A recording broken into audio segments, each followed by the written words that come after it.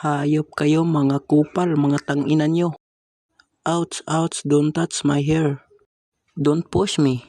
Sabi ng jowa mo, maliit daw talong mo. Hayop kayo mga manyak. Love, tama na love. Friends ko lang siya. May friends bang naglalaplapan? Sinira niya kipi mo. Mga babae talaga ngayon. Lahat na lang ng minahal ko, sinaktan ako. Sumayaw ang burikat. Napakagandang binibini. Hoy manyak ka, bakit mo tinitingnan ang puwet ko? Hindi ako manyak, nasarapan lang ako sa iyong whole body. Kasi napaka-sexy mo. Ano ba mahal? Mamasyal naman tayo mahal. Yan lang pala mahal eh. Alam mo mahal, kahit para kang kupal na burikat, ang ganda mo pa rin.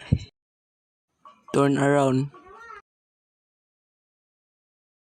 Mahal, buntisin mo naman ako. Sorry mahal sapagkat bawal pa. Ikaw yung burikat na ginalaw ko noon. Oo, pinakain mo ako ng malaking talong noon. Halos hindi na ako makahinga. Kaawa ka naman, baby girl. Anong kaawa? Kailangan mo kong panagutan. Buhayin mo ang anak mo mag-isa. Kupal kang tangina kang buisit kang burikat ka.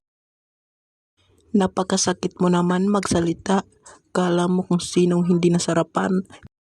Hindi ako nasarapan. Kahit wasak na yung kipi ko dahil napakalaki ng talong mo, 11 inches ata yun, at nasasaktan pa, hindi ko pinaparamdam sa'yo na nasasaktan ako dahil mahal na mahal kita. Napakakati naman ang kamay ko, dad. Parang may flowers na ako.